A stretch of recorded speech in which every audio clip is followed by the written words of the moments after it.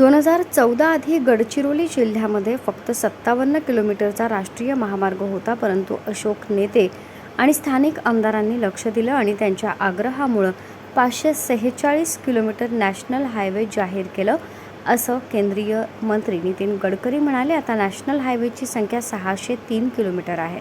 मागील 10 वर्षात 10 पटीनं राष्ट्रीय महामार्ग वाढले आहेत आणि सर्वात जास्त राष्ट्रीय महामार्गाची वाढ जर कोणत्या जिल्ह्यात झाली असेल तर ती गडचिरोलीमध्ये झाली असल्याचं नितीन गडकरी म्हणाले.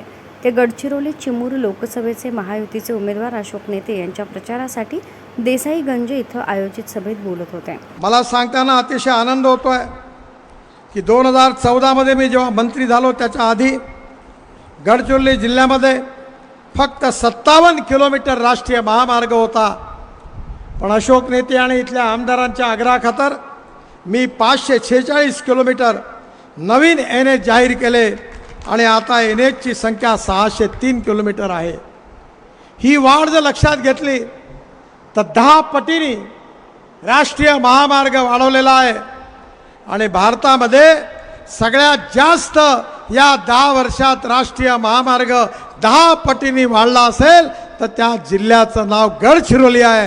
हे मला अतिशय सांगताना तुम्हाला आनंद होतो. पण मी काही तुमच्यावर उपकार नाही केले. खरं म्हणजे आधीच व्हायला पाहिजे होतं. या जिल्ह्याचा विकास व्हायचा असेल तर रस्ते व्हायला पाहिजे, मोठे मोठे पूल व्हायला पाहिजे. मी राष्ट्रीय महामार्गावर आता अशोकजींनी सांगितलं त्याप्रमाणे 16,000 कोटी रुपयाची कामं जवळपास केली आहे. काही कामं मंजूर झालेली आहे, काही कामं अर्धवट आहे, काही कामं पूर्ण झालेली आहे. आणि आज मी आपल्याला विश्वासाने सांगतो की आपण पुन्हा एकदा मोदींच्या नेतृत्वाखाली भारतीय जनता पार्टीचं सरकार निवडून आणा. मी तुम्हाला विश्वासाने सांगतो की पाईपलाईनमध्ये पुन्हा 10,000 कोटी रुपयाची कामं पुन्हा गडचिरोली जिल्ह्यात आम्ही करू.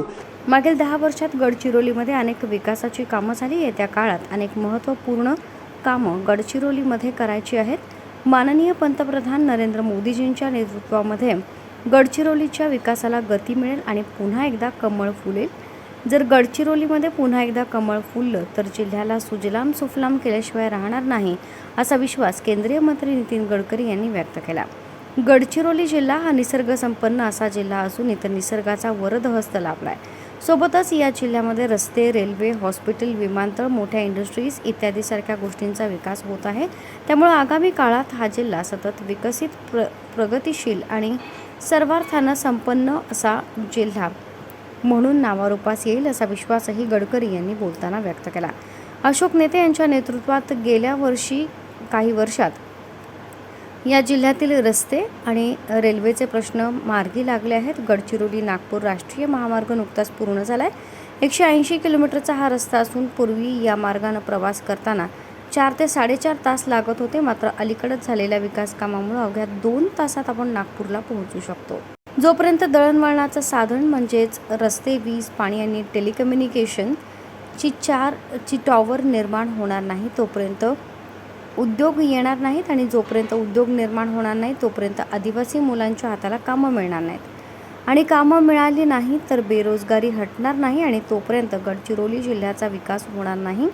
अशोक नेत्यांच्या आग्रहामुळे टेलिकम्युनिकेशनचे मंत्री सिन्हाजींकडून मी 450 टॉवरच्या काम मंजुरी करून घेतलं आहे आणि आता त्या कामाला सुरुवात झाली असल्याचं गडकरी यांनी सांगितलं.